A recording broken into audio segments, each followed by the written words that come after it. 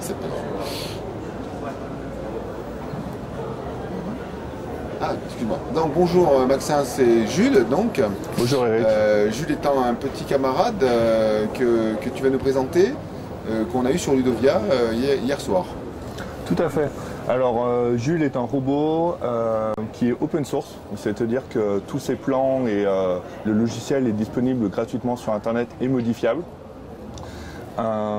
Qui a été fait initialement pour du recrutement, mais qu'on diversifie et qu'on met au sein des établissements scolaires. Donc pour un établissement scolaire d'enseignement, et quelles fonctions il pourrait Jules avoir dans une classe? Alors il y a deux usages principaux qu'on voit. Le premier usage est l'assistant au sein d'une classe de primaire par exemple, où le robot peut accompagner les élèves dans leur journée, accompagner les élèves dans la journée, les reconnaître le matin, numériser les documents. Et le deuxième usage, c'est l'aspect éducatif, où on va apprendre à des élèves de second cycle les par exemple. Ok, donc on voit que Jules a plein de choses sur la tête, donc ça veut dire que il y a quoi? Est-ce qu'on peut présenter rapidement les éléments intégrés dans Jules? Tout à fait. Donc c'est un robot qui dispose de deux caméras. Donc une caméra sur le haut de la tête qui permet de reconnaître par exemple les visages.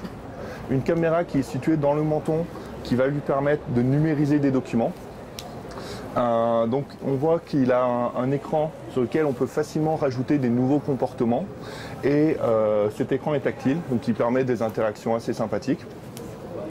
Il est également doté de haut-parleurs qui lui permettent de s'exprimer et de microphones. D'accord, donc il a les grandes fonctions. Bon, il n'a pas de bras. Il n'a pas de bras à l'heure actuelle. C'est un projet principalement logiciel. Et la mécanique, c'est vraiment une autre science de la robotique. D'accord. Donc là, vous êtes en recherche aujourd'hui de projets, d'idées en classe, d'enseignants qui seraient prêts à expérimenter Jules dans leur classe?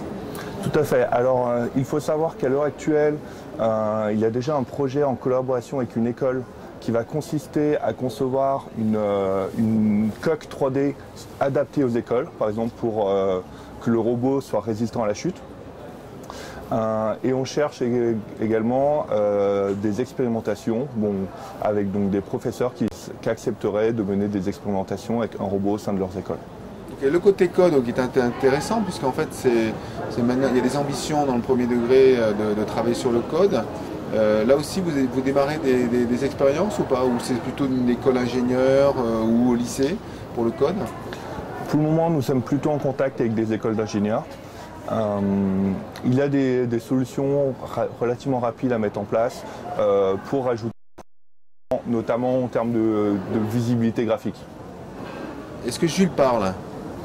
À l'heure actuelle, il est capable de s'exprimer grâce à une connectivité sur nos serveurs qui va permettre de générer de la voix. D'accord. Bon, ben, on dit bon courage à ce projet et à Jules et à Maxence. Merci. Merci d'être venu.